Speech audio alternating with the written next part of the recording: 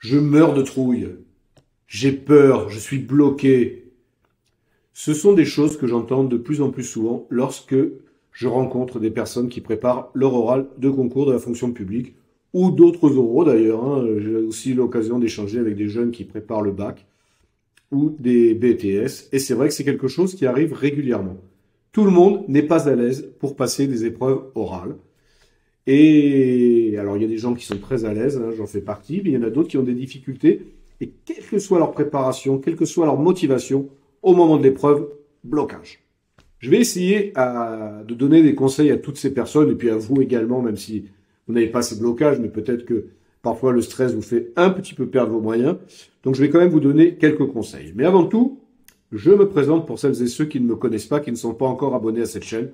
Profitez-en pour le faire d'ailleurs, ça sera fait. Stéphane Murassiol, directeur des ressources humaines dans la fonction publique depuis plus de 20 ans maintenant, et également formateur, coach pour des épreuves d'oral de concours depuis de très nombreuses années. Donc je pense avoir une petite expertise qui peut vous être très utile. Donc n'hésitez pas à vous abonner à la chaîne, à me suivre, à aller voir tout ce qui se passe dans la description de la vidéo. Vous verrez que j'ai plein de services, une newsletter, un blog, des formations gratuites et d'autres payantes. Et oui, il faut bien gagner sa vie, mais avec les meilleurs conseils qui soient. Donc, comment on fait pour être à peu près sûr de soi au moment de son épreuve d'oral de concours? Tout en sachant que quand on est un flippé de nature, on va pas devenir quelqu'un de super décontracté du jour au lendemain. Il y aura du boulot. Moi, ce que j'ai envie de vous faire, c'est de vous faire réussir l'épreuve qui arrive. Donc, comment vous allez faire? Eh bien, vous allez déjà super bien préparer votre présentation. C'est essentiel. Donc, vous allez mettre en place toute une méthodologie en fonction de la durée de cette présentation. Vous mettez en valeur vos compétences, vos savoir-faire, vos savoir-être et votre motivation. Ça, c'est important. Vous allez bien la préparer. On pourra le faire ensemble si vous le souhaitez. Vous la préparez et vous allez vous apercevoir qu'au fur et à mesure que vous allez la préparer, ça va aller de mieux en mieux parce que vous allez vous entraîner, vous voyez, vous allez faire comme moi actuellement. Je suis devant un ordinateur, un joli micro, une jolie webcam et je parle, je m'entraîne et après je vais me revisionner. Je vais voir qu'il y a des défauts. Oh là, tu te tiens pas comme il faut.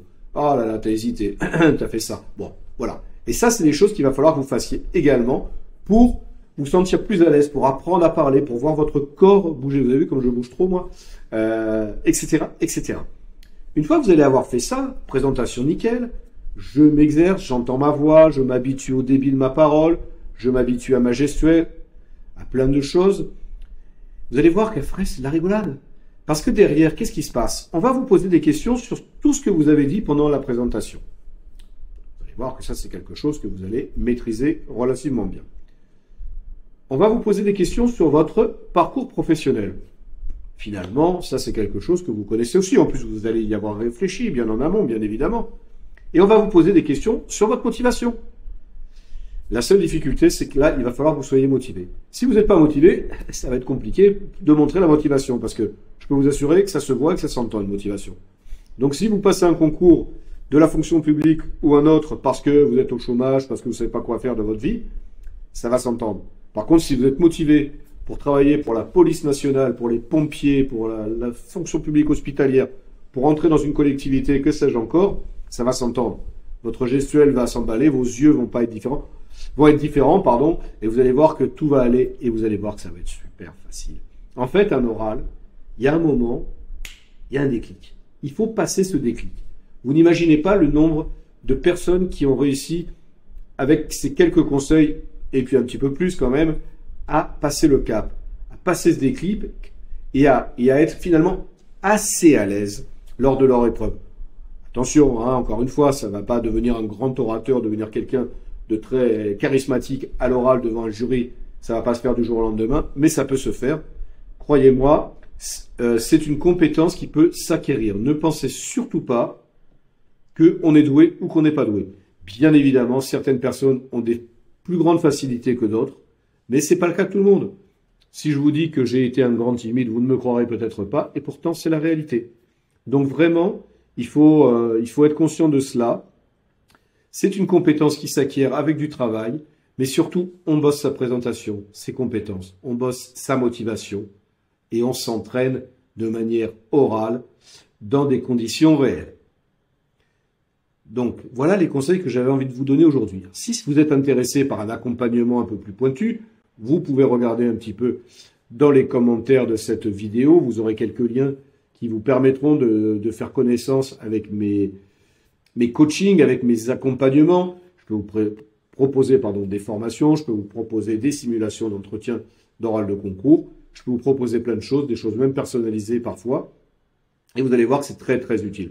Ça serait vraiment dommage de ne pas réussir votre oral de concours parce que vous avez perdu vos moyens au dernier moment, parce que vous n'y êtes pas allé. J'ai des candidats qui n'y sont pas allés. Marlène, si vous m'écoutez, c'est à vous que je m'adresse. Hein, par crainte de rater, de se ridiculiser. Qu'est-ce que c'est? On s'en fout, c'est pas grave. Au pire, ça changera rien, mais il faut y aller. C'est pas en évitant l'épreuve que ça nous rassurera, bien au contraire. Hein. Donc vraiment, vraiment, il faut se former, acquérir les compétences nécessaires, qui s'acquièrent encore une fois. Donc n'hésitez pas à travailler votre oral de concours et vous allez voir que c'est quelque chose que vous finirez par réussir. Et en attendant, travaillez bien, prenez soin de vous et je vous dis à très bientôt.